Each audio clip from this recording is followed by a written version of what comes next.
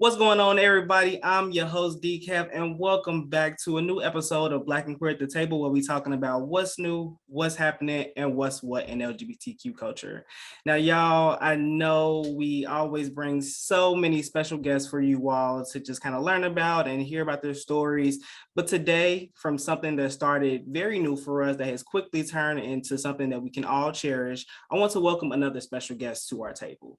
So today I bring you countertenor, opera singer, professor at Lawrence University, and the guest of the season 19 show, The Voice. Welcome, John Holiday. Hey, you guys.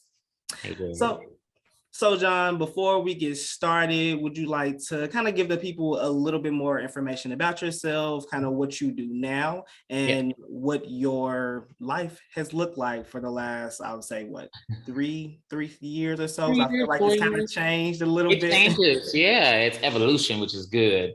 So, my John Holiday from Rosenberg, Texas. It's like a suburb of Houston. Grew up a little country boy, but you couldn't have told me I was from the country, doing everything and really feeling the support of my community. I was really lucky to have that as a young kid, an adolescent, and a teenager. Then I went on to college, got my bachelor's degree in performance, went and got my master's degree in performance, and then my diploma in opera studies from the Julliard School in New York City. Right now, I am an associate professor of music at the Conservatory of Music at Lawrence University, which is in this little city called Appleton, Wisconsin, about 2.5 hours away from Chicago. And I love what I do. I'm a singer. I love singing. I love singers. I love people. I think one of the demands of an artist is to represent the times. Nina Simone said that so beautifully, and I could not agree more. And so I choose to use my platform to uplift my people. And hopefully my people are everybody's people, but sometimes we aren't, right? Sometimes they aren't. But I am very much so interested and believe in uplifting and supporting my people. And that's Black people, gay people, men, just really supporting us in our endeavors and trying to be a beacon of light for people who have lost their own. And I feel really blessed to be able to do that. The last 3 to 4 years, I'll say the last 2, more specifically, because I was on season 19 of The Voice. I was one of the finalists, the top 5. And going on to that show really did kind of change my life. I was already, quote unquote, a famous opera singer, doing many productions all over the world. But I had always sung things that were crossover. I grew up in the church, as most of us do. I grew up singing in the choir. My grandmother was the minister of music, and she played the piano. And I wanted to be just like Big Mama. So I remember asking her, I was like, Big Mama, can you teach me how to play the piano? And she said, yeah, I'm gonna teach you how to play just like I learned on my own. So she taught me in a way just by watching her and listening. It really developed my ear. So then I started playing the piano in church, and then playing the organ, and of course, always singing. I don't think I ever sang with the children's choir at church. I think I always sang with the adult choir. They say you was too advanced for all of that. I don't know if it was that or if my grandmother was just like very like, you gonna sing wherever I tell you, and that was the choir I sang in. But my oldest sister and I used to sing duets growing up in church, and then having moments of knowing that I was gay. At a very young age, I knew that, like most of us do. And especially knowing that I was different, but not knowing, how can I explain this? Like, you're different, but you don't have a word for it. Mm-hmm. Like, you don't have boxes. That's the one thing I don't like. Yeah, I feel like in so many instances, society creates these boxes and then they put people in boxes. If there wasn't a word for being gay, we wouldn't even know that there was a word. We would just be same gender loving, which I love that word instead of gay, but I mean, we're going to go with it. So I at a very young age knew that and started having bits of challenges within myself, like, oh, I love God, but people are telling me that if I am this way, I'm just, damned to hell. And then feeling like, I know I love God and I know God loved me. I don't think I know I'm not going to hell. I remember having those conversations with myself. I was like, God, I know you love me. Like, and I know it still to this day. I've never, and you know what's interesting? I'm gonna put words to it that I've never before. I never asked someone's permission for God to love me. I just knew that I was loved.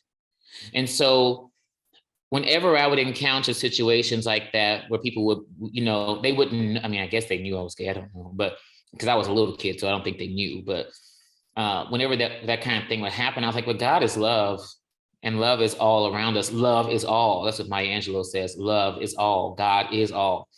And so if those things are true, why can't I be both gay and be a Christian? Why can't I be same gender loving and also love the Lord and know that the Lord loves me and is blessing me every day? So anyway, because I can go on a tangent about that.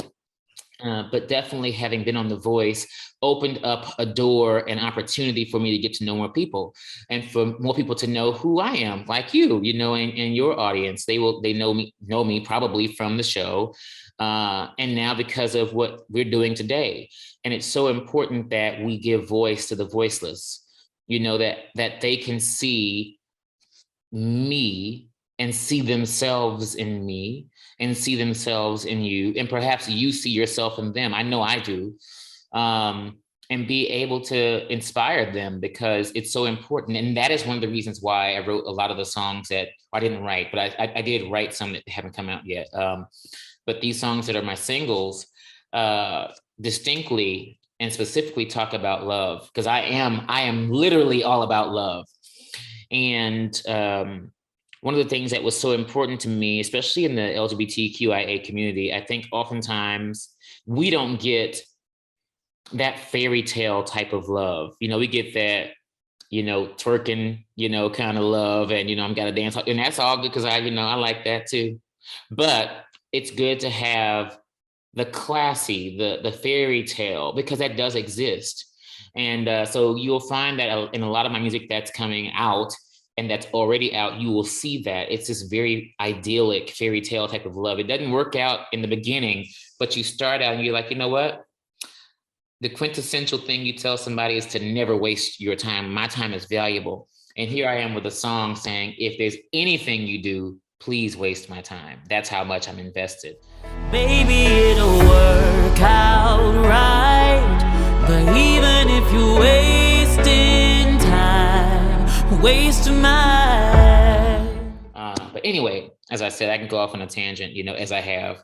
But I just feel lucky to be loved, to have love, to give love, and to share love with my audience and to share it with you and share in a way that lets everyone know that they are worthy of every single good thing that's out there. Everyone is worthy of it. So I agree with everything that you just said. It is really good and just beautiful to see someone to be able to have their perspective as they are working with such large audiences and sharing these messages, sharing these stories. And like you said, being able to create stories for people who traditionally weren't able to see this, and in a way that is more realistic to who we are and the identities that we embody as people. So I just thank you for being able to show up in these various spaces and continue to do what you do. So you mentioned topics such as giving permission. And one thing that I really wanted to just ask you about was love, because I noticed that in a lot of your music and in a lot of your different interviews with people, you discuss love and the love that you have, not only for yourself that you've been able to kind of grow into and find for yourself, but the love that you have for other people around you, your community, and being able to advocate for others and even your students. And your love for music. And as another person who is all about love and wanting love to be in everything that I do, I value that in people, and I recognize that in the way that people show up. So I'm glad that you are able to continue to show that in different mediums throughout your work. So with giving permission, because that's what essentially a lot of us have seemed to come to in our lives, is that it seems like we have been granted permission to live, but in reality, we don't really need permission to live how we want to live. We don't need permission to love or to love different things. So I just want to ask you, how does not asking for permission and continuing to show up in love how has that been present in your career in music? Because you've had a very long, extensive career working in music, from growing up in it, going to school for it, and now teaching it and performing it live. How has this continued to show up at the intersections in your life? I think, I'm a kid of, I was born in the 80s. And then raised, in the mid 80s to the 90s. So I grew up with Oprah. And I remember one of the very first things that she said, and she still says today, that everyone is looking to be affirmed, to be heard, to be seen, to be validated. Everybody wants that. But there's also times when you have to know that first starts with yourself. The very first person from whom you need to seek validation and affirmation and seeing and hearing is yourself. Yep. And the very moment that I started to see myself for who I am, and trust me, I still have moments where I'm like, oh, today I feel real grungy, or I feel real. My day. Today is not that day. Sometimes I feel like that. But then I look in the mirror. I learned this. I don't know from who. If I saw it from someone, or it was probably on Oprah, but I look at myself in the mirror every day, no matter what. And I say, you know what, John Holiday, you are beautiful. And most days I'll say it out loud, or I'll just look at myself and I'll wink at myself in the mirror, not to be conceited or egotistical or pretentious or to think I'm better than anybody, because I certainly don't. I think that we are all the same, truly. But I do that for myself because I know that I need it. And if I can validate myself, and if my fiance validates me, those are the only two people that I care about in my family, and then I can show up on the stage and in the mall and in the car and in the store, being my best self and sharing love. And the reason it's so important to me is that we live in a time, and it seems that it's always been that way since the beginning of time, but we live in a time where it seems the world is devoid of love. When every time you turn on the news, something wrong is going on, it seems. I mean, it's very rare. I used to love these segments on TV where it was like the star of the week or the highlight of the week. And I'm like, is there only literally one highlight of the week? Or is it that the other things just sell more? Or is it the more salacious it is, the more beautiful of a story it is for them to tell, instead of the heroic stories, instead of the person in the store, like I get chills talking about it, the person in the store who you see that takes extra time with a person who has a special need, or a guy making the cars wait for an elderly person crossing the street, or a teacher in the studio with his or her students, encouraging them to be the next great artist, teacher, a doctor, artistic administrator. It's so important to share that. And I always tell my students that love doesn't cost you anything. And on the contrary, I've never known someone whose light shone brighter because they put someone down. Mm-hmm. On the other hand, I have seen and heard and felt whenever someone is uplifted, it makes you feel taller. It makes you feel bigger to see someone doing well. And so I want for everyone to do well around me. And I always tell the students, yes, I want to show up on the stage and be the best version of myself. Yes, I want to have one of the best artistic outputs. Yes, I want to be the best, but my being the best doesn't mean that someone else can't be. Last night I sang a show with John Legend here in Dallas. And one of the people that was singing with me was kind of, in their head. And I was like, you know what, we're here to sing. This is not a competition. We're here to enjoy each other. Let's do that. Let's go out and have a good time. And everything else, don't worry about it. And the same thing I tell my students, I tell him, I said, man, you are worthy of every good thing. And there is nothing you cannot do, because I know on Christ, the solid rock, I stand. And I know that all things work together for the good of them who love the Lord, and you love the Lord. And so we're going to go out here and we're going to do this thing. But love is so important for me to share, because I think that love is, Maya Angelou once said that love, she knows it. She says, I just know that love can move mountains. I know that love is what causes the atmosphere to shift. Love liberates. Love doesn't hold. And I am so aware of that. That's why I ask my fiance every day, how are you? Are you okay? You good? Okay, if you're good, I'm good. And if you're not good, what can I do to make it better? What can I do to make your day better? And as artists, we get to do that every time we walk out onto the stage. And I certainly have felt in my life times where I didn't feel loved, by peers in school, or, because I was always different. Not in a bad way, but you wouldn't known it. As a kid, you don't know that being different is good. But not always feeling it, and then growing into that and being like, oh, you are so loved. Mm-hmm. And then having the love of millions. So you can't beat that. And being able to understand that that's love within itself, mm-hmm. being able to see love and understand love, because you'd be surprised how many people go through life and not realize the love that's around them, but it's because they don't know it and they haven't been shown it in life. So just being able to talk about love and to show up in different ways, like that's love. Like you don't even have to explicitly say it. Yeah, that's love. That's all around you. So and sometimes they're not able to know what love is, as you said, because they haven't seen it, because the people from whom they're learning love, they weren't shown love in the way that was good for them.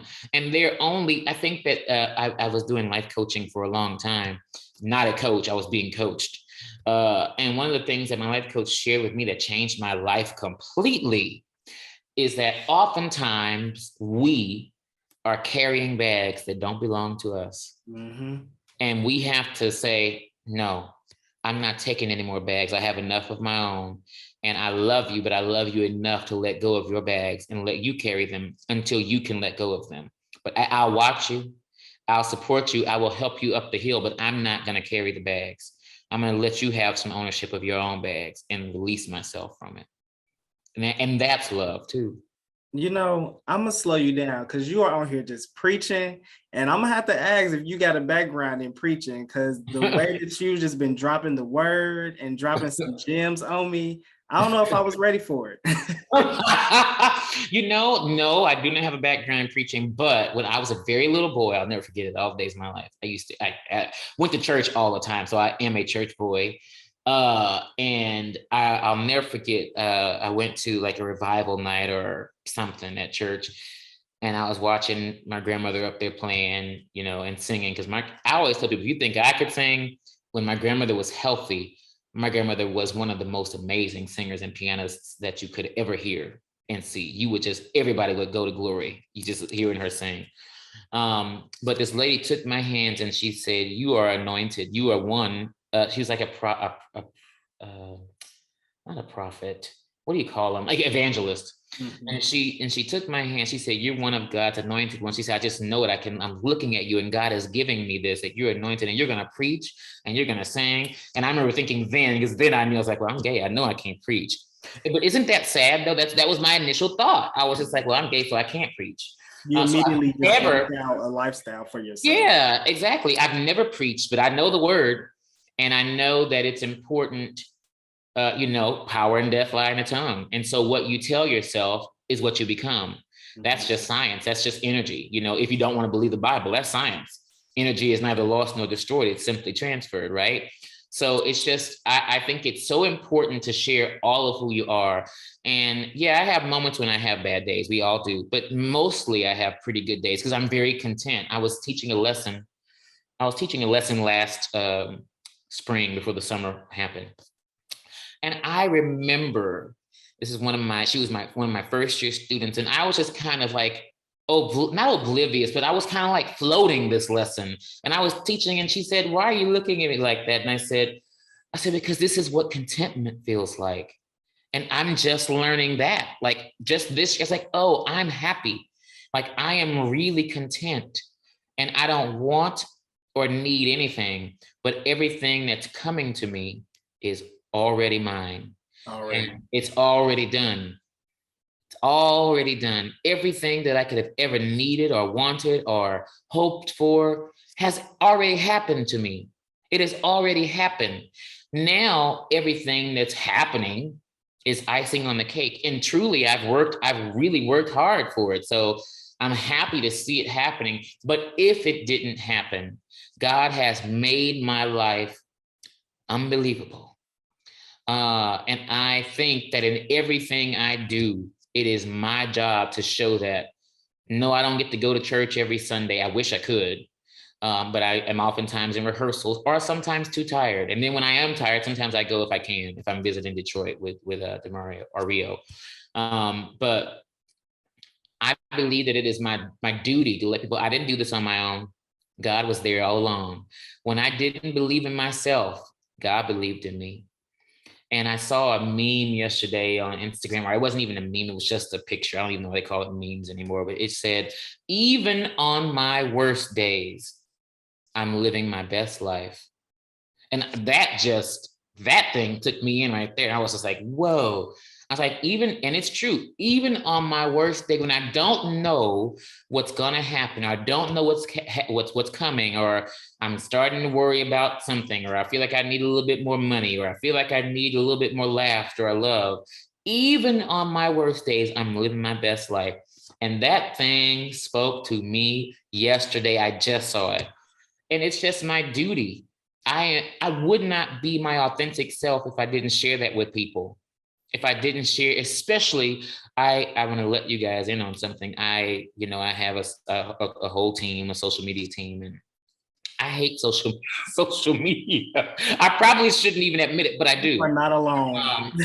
But it is a necessary thing in our industry, right? And I actually am the one that's on doing my social media. And I said, and my social media lady, she's like, what if you could give the name to your fans? Because I don't like the word fan. I said, well, I'm going to call the fans Brandon.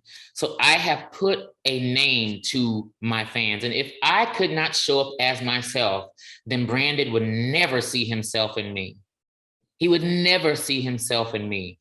And because I show up authentically, there will be, I hope one day, God, if you hear me, I hope there'll be thousands and thousands and thousands of Brandons and Bridgets and Jacks and Sarahs and Leos and Zaras who show up as their real self because they saw me as being myself and said, John Holiday did it, so I know I can be myself and be unafraid. So that's why I just share the love of God and I share my light.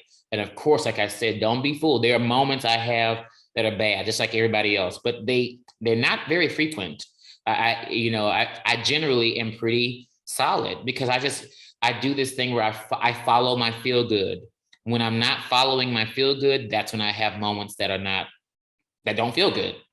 And so I have to always measure, like, is this going to be in alignment with the authentic me? And if it's not, that's when there's a problem. So I learned at an early age, I didn't have a word for it then, but certainly now, to not ask for permission to be ... whatever you want to be. You're worthy of it. You're doing it. You are living, even on your worst days, you're living your best life, and you're living a completely different life than I'm sure you could have even imagined. Oh, I would have never thought. I kid you not. I remember speaking. This was how I know the word is true. The power of death lies in power of life and death is in the tongue. Just at an early age, being like, I love teaching, because I grew up in a family of teachers and thinking, well, I taught high school and junior high school. I loved it, and I was like, there's more. There is more. What can I do? Then I was like, I'm going to be a professor one day, and I'm going to sing. Because people back then would say, well, you can't teach and sing. Oh, I'm going to show you that you can do both until you can't do them. Until I can't do it anymore, I'm going to do it. Until it gets too crazy, I'm going to do it. And until I get exhausted, I'm going to do it. It has not gotten crazy enough for you yet, because not yet. You have went to school for music. You have learned the art of music. You are a professor of music, so you're definitely teaching it to generations of people who will come under your mentorship in the near future. You performed your music and other great artists' music live on TV, and now you're continuing to do this work, going around the world, doing tours, going to different opera musicals and showcasing your talent. And continuing to walk in your purpose. And I think that that's just beautiful, just learning about your experience and seeing where you've come from and where it started from the church to you wanting to be a teacher in high school, to you actually learning to do what you do now years and years ago. So I just want to ask you, from this moment of you just releasing your newest single, congratulations on that. Thank you. I'm sure a huge moment in your life, in your career, and even in your goals. But I just want to kind of understand more from your experience, from your perspective, what that has looked like for you coming from undergrad, learning about music and learning how to curate yourself into the artist that you want to be, up until this point now where you're releasing multiple singles and preparing for an upcoming album and just living in your full glory. Like, I'm sure it just feels amazing to see yourself do, especially not knowing what you were actually going to be doing in the future, and for not asking people's permission to do it. You know, at times it feels like a bit, because it is for me, uncharted territory. And so when there's something unknown, of course, at first there's trepidation, but then I'm like, okay, God, I know you're there. Step in for me. I've done what I know how to do. And now, God, it's your work to do the how. I don't know the how. I know my business, your business, and God's business, right? And the how of it all is all God's business.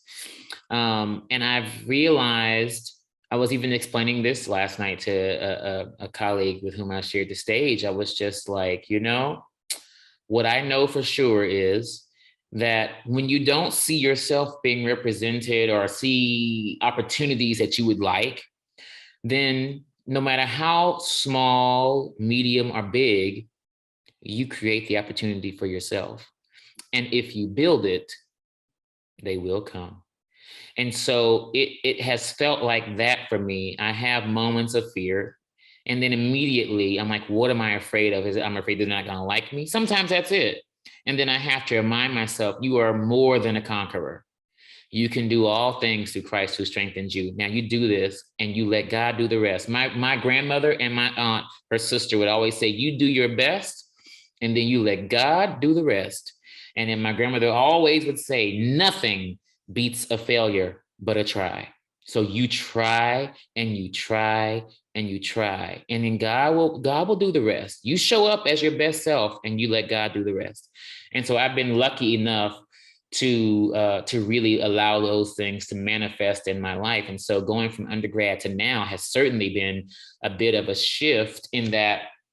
And honestly, I can say it's not even so much of a shift because I've always done crossover stuff. You know, when I was in college, my junior year to my senior year, I was starting to sing jazz at local clubs here in Dallas. I shouldn't have been in there because I was not 21, but I was singing at the Balcony Club, you know, in Dallas with my best friend Nikai. And that's where I got some of my first experiences in Dallas, and only experiences, you know, at first, and then moved on to other things. But just being able to say for myself, I can't get to where I want to get to if I don't surrender. I'm not in charge to a certain degree. Like I get to make my own choices, but then I have to move out of the way. I have to pray and then move out of the way.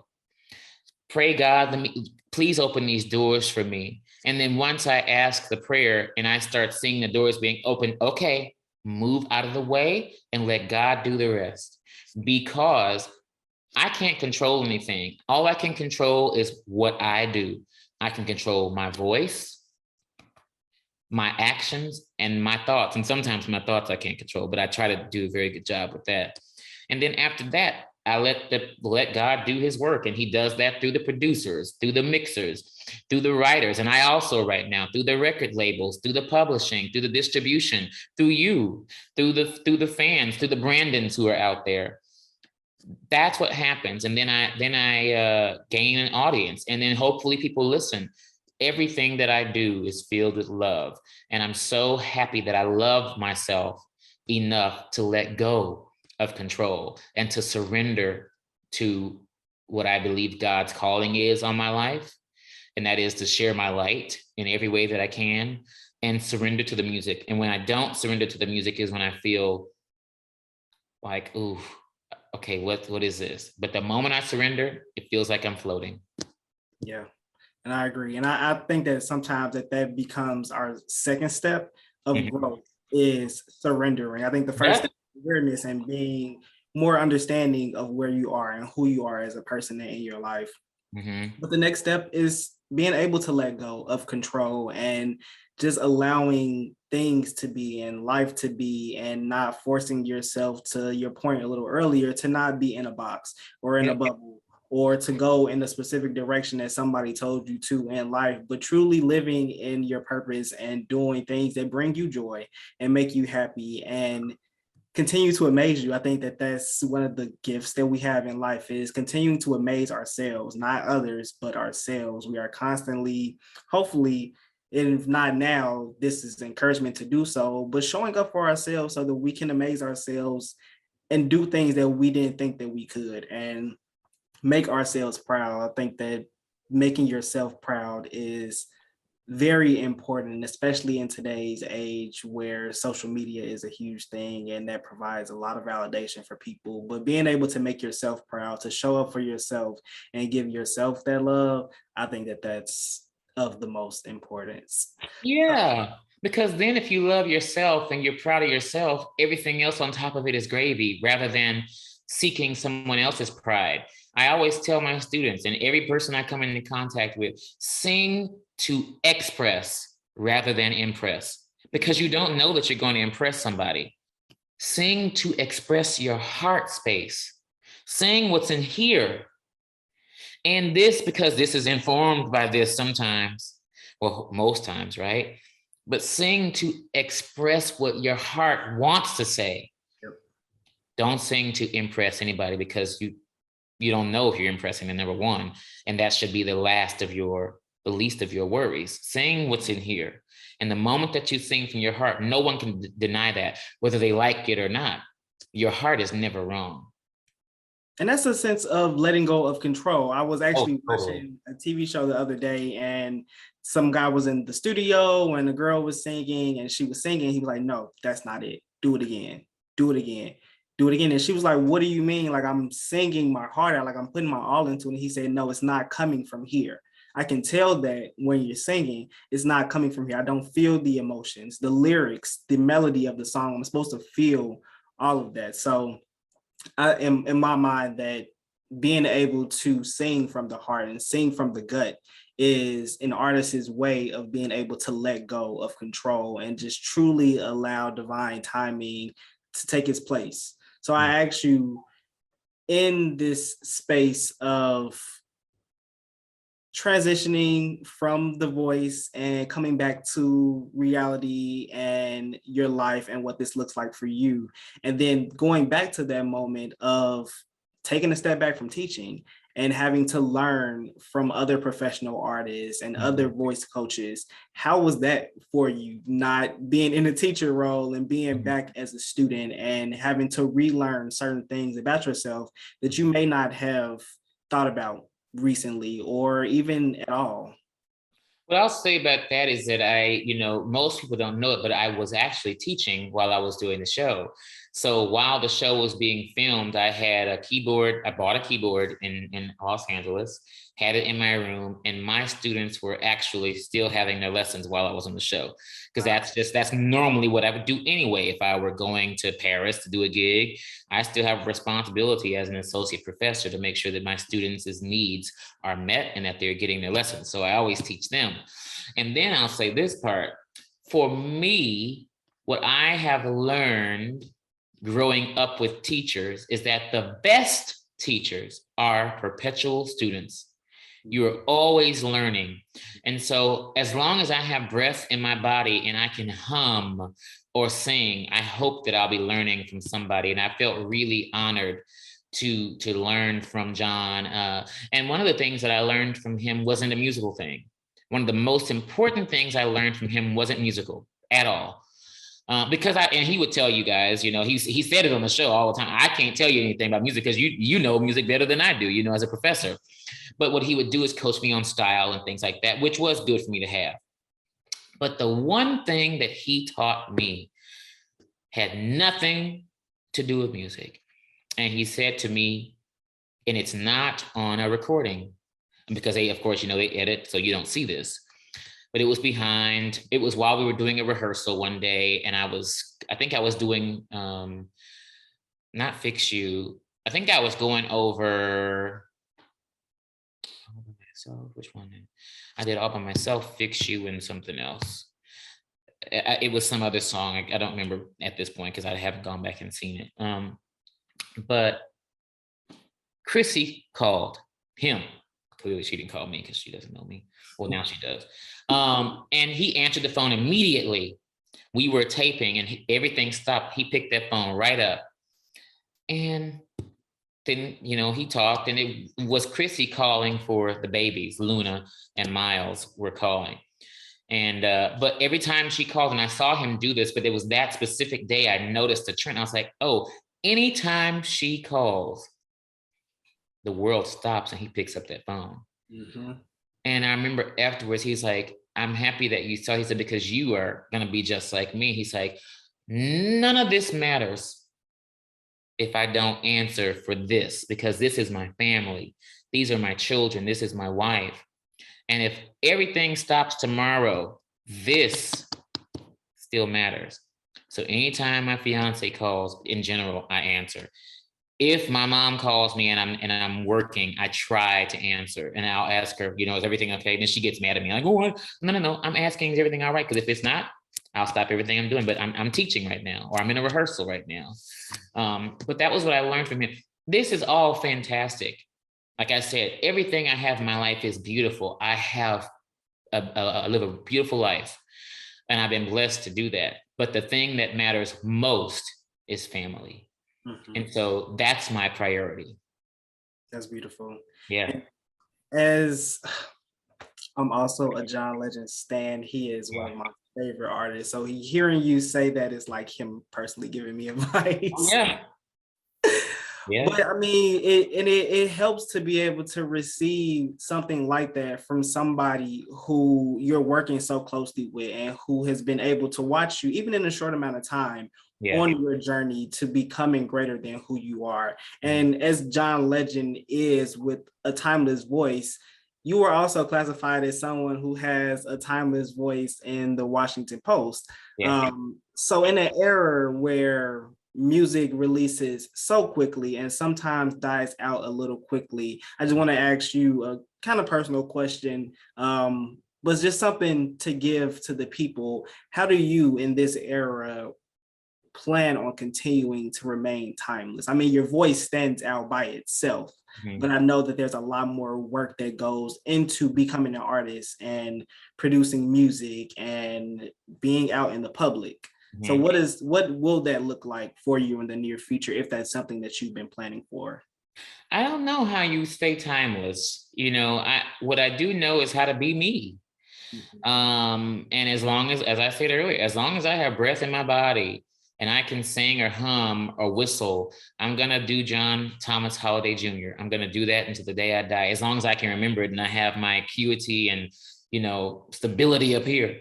I'm going to do that. And I think that I'm doing that because I'm telling stories that a lot of people don't tell. I'm not 16 years old, I'm in my 30s, and I'm telling stories that are real, telling stories that happen to everybody, that people are in the midst of transitions, and I'm telling things that are real. I'm telling you that it's okay to be who you are, that it's okay to love who you love. It's okay to say that you love yourself. It's okay to be afraid, but to recognize, where does that fear come from? Is it of you, or is it from somebody else? Is it outside of you? Recognizing the fear and hitting it straight on. And it's just important that I always do that. I don't know that I know how to be timeless. I don't. So I don't think that I can give you an answer about that, but I can say that in everything I do, what you're going to hear is you're going to hear me. I'm not trying to, maybe I'm timeless because I'm not trying to be anybody else. That's how I didn't think about that until literally this moment. If I am timeless, I didn't say that. These reviewers say, I don't even look at reviews. So I don't know what they say. And, I have a website that's run, but people put that together, and they know I really don't look at them because of this one thing. And this is maybe too much information, but I say this because there may be a time that a review comes across my desk or my email. But I had a teacher at Julliard, And I was doing the title role of Radamisto at the Julliard School in 2012 or 13, something like that. And my dad had just been involved in a motorcycle accident, and I was the guardian of his estate until my father passed away the next year. And I remember being in the midst of singing the title role of Radamisto at the Julliard School and going back and forth between Houston and New York and Houston and New York and Houston and New York, and then doing the performances. And in the performance, my dad is actually dying. You know, the performance, like the role, like my actual father in the opera is dying. So I was just like, this is like too crazy because it's like art mirroring life in reality. And the review came out and it said really nothing bad about me, nothing good. It was just like it mentioned who I was, you know, admirable job in this role, blah, blah, blah, blah, blah. And I thought, they hate me. I can't sing this role anymore. Oh my God, I'm gonna die. And my teacher, this is my theater teacher, Eve Shapiro, she says, John, I think that you're one of the greatest singers that I've ever heard in my life. And I think that you are one of the greatest, this generation's greatest countertenor. I really believe that. And she said, I'm not just saying it because you're my student. I really believe that. Because she wasn't even my voice teacher. She just taught me theater and acting. Well, not just, but theater and acting. And she says, she was South African, but she lived in London for a long time. So she had an accent anyway. She says, but my darling, if you don't want to believe the bad ones, then you mustn't believe the good ones. And I thought, whoa, that blew my mind. So from that moment, I have never read another review, never. So when they call me timeless, I appreciate it. And I'm thankful to the people who've written such beautiful words. But you must remember, those aren't my words. What my words are thus, these are they. I am unapologetically and unashamedly John Holiday. And as long as I live, I will be that. And I will be the best John Holiday that I can be. Nothing more, nothing less.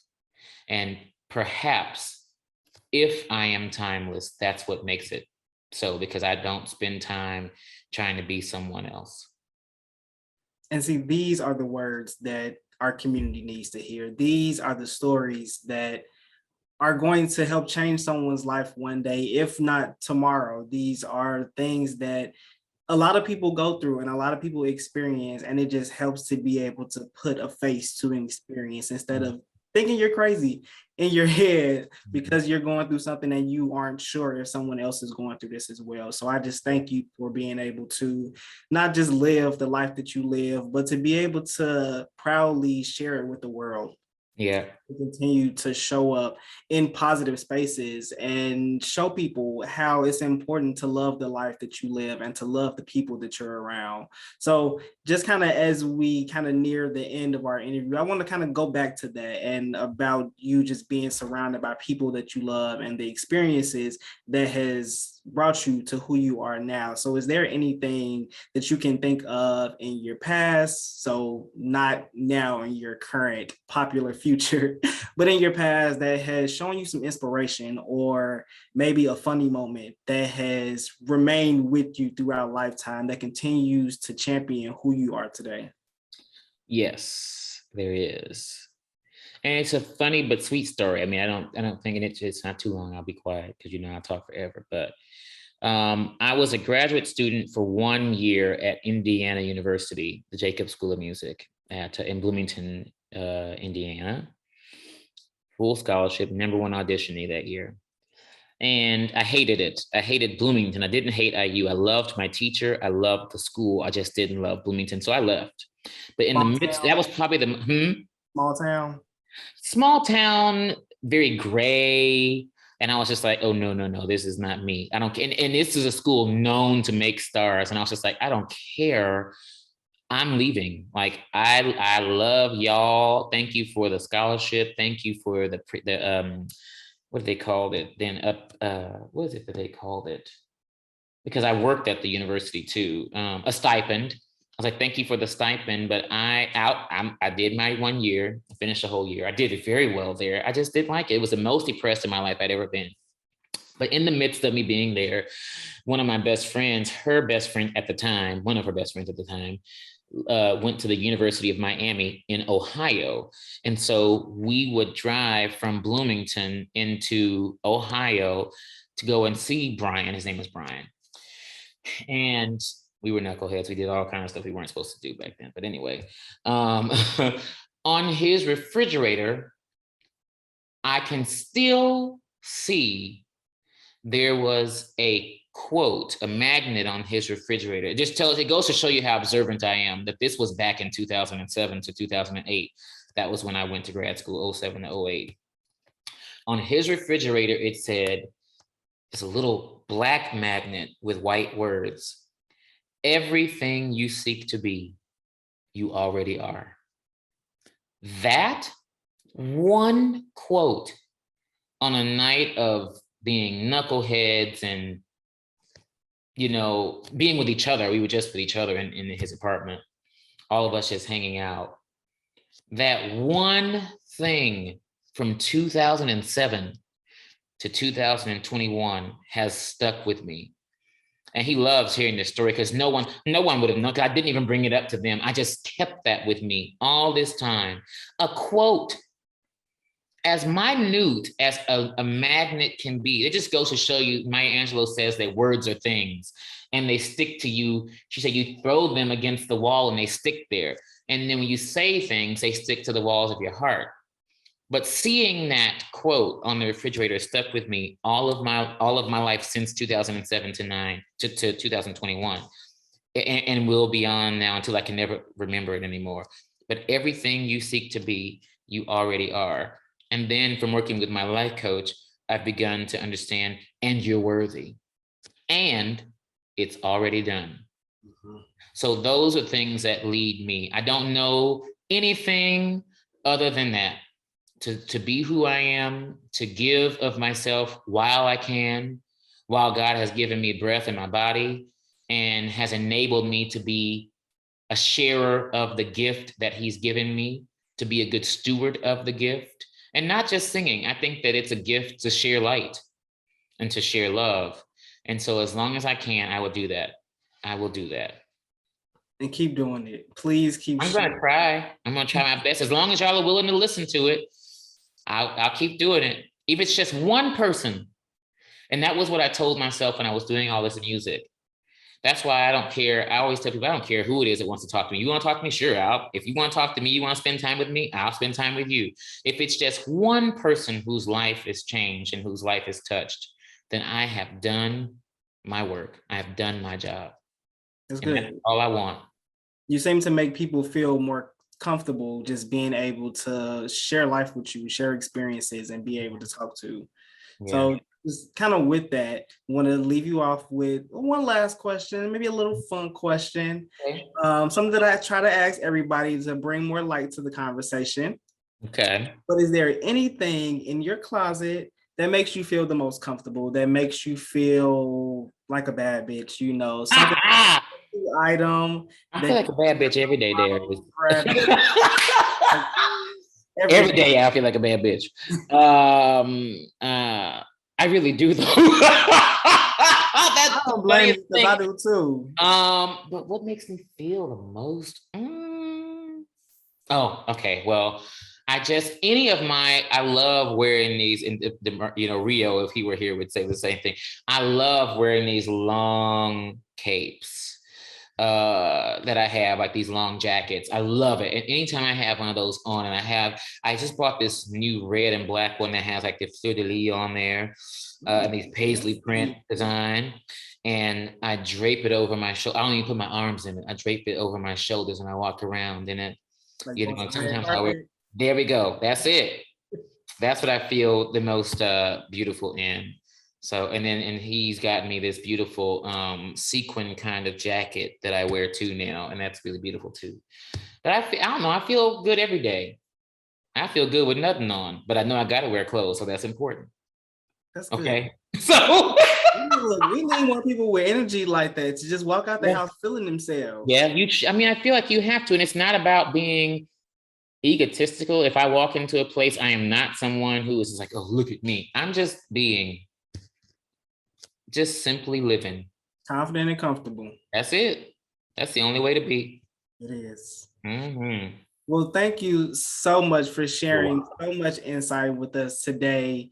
You have been an amazing guest. You, like I said, dropped so many gems. I know for all of y'all out there listening, y'all probably been writing them down. Go back to them in your notes. Go tweet them on Twitter. Do what you do.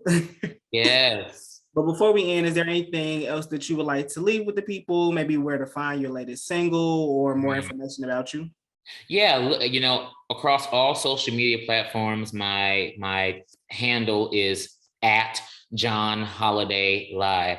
Holiday is spelled with one L and live, L-I-V-E. John Holiday Live. You can stream my 2 latest singles, Alive in Me and Waste Mine, on any platform where you can stream music. You can buy it on Apple Music, iTunes Music, Yahoo Music, Spotify, Tidal. You just name them, they're all there. And most of all, what I encourage you to do is today, share your light. More than going out and getting that music, share your light. Hopefully my music will bring you love and light, but share your light. When you can choose love and light rather than darkness and hate, share love and light. That's my charge for you. Beautiful words. Thank you for that. Y'all, I will put this information in the description so that you can have direct links to all of these so that you can go and listen to the songs because they're phenomenal. Like I've already said his voice is timeless, so that just gives you a little precursor to how the song sound. But you know, we'll be back again next time with more Black queer folks being discussed at the table. But until then, peace out. Baby, it'll work out right. But even if you're wasting time, waste mine. If you wanna walk for hours,